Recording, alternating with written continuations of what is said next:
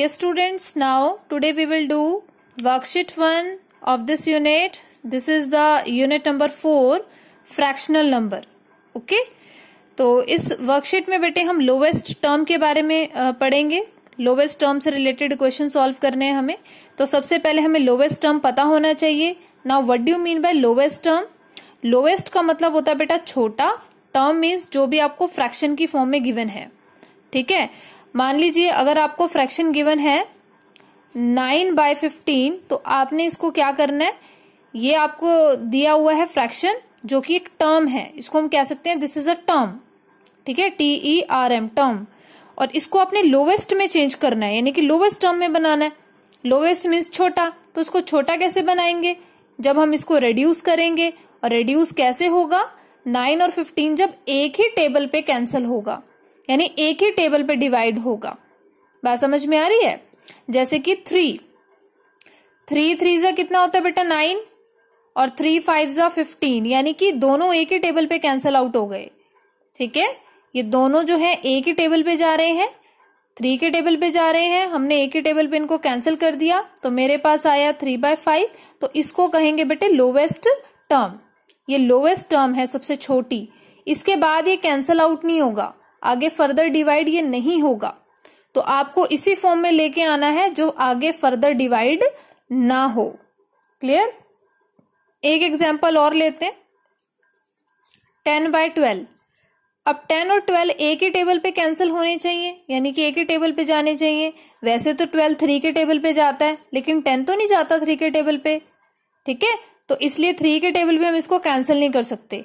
अगर हम बात करते हैं 2 की, 2 5 10 एंड 2 6 12, तो ये आपका बिल्कुल कैंसिल आउट हो गया है 2 के टेबल पे. और 5/6 आएगा. 5/6 जो है फर्दर डिवाइड नहीं होगा. ठीक है, तो 5/6 आपका 5/6 ही रहेगा. ये आपकी लोवेस्ट टर्म है.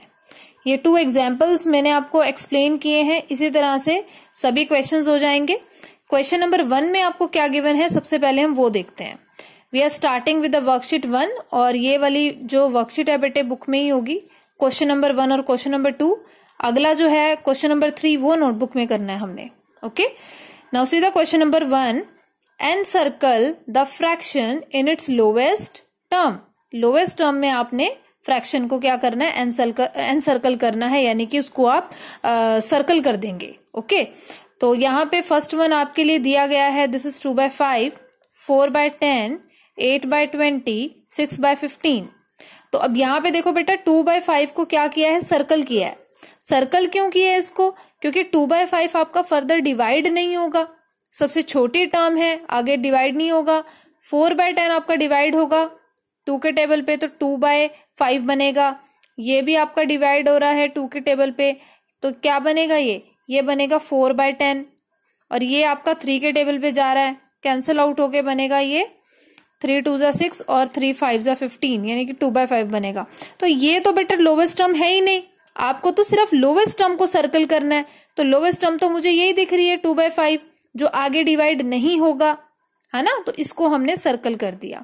तो इसी तरह से जो ए पार्ट दिखाया गया है आपको करके, सेम एज इट इज आपके सभी पार्ट्स हो जाएंगे.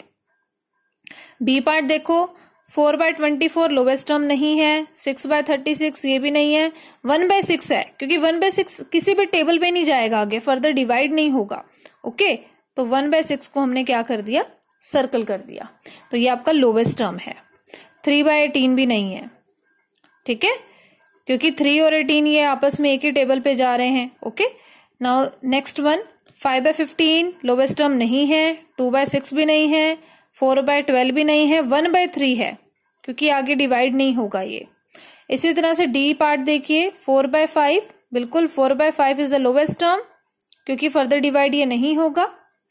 उसके बाद ई पार्ट है बेटा, ये आप खुद से ट्राई करो, एक बार खुद ट्राई कीजिए आप किस तरह से इस क्वेश्चन को करना है. अगला देखो बेटा question number 2. Tick those fractions whose are in the lowest term, sorry which are in the lowest term. जो लोवेस्ट टर्म में है आपने उसको टिक करना है.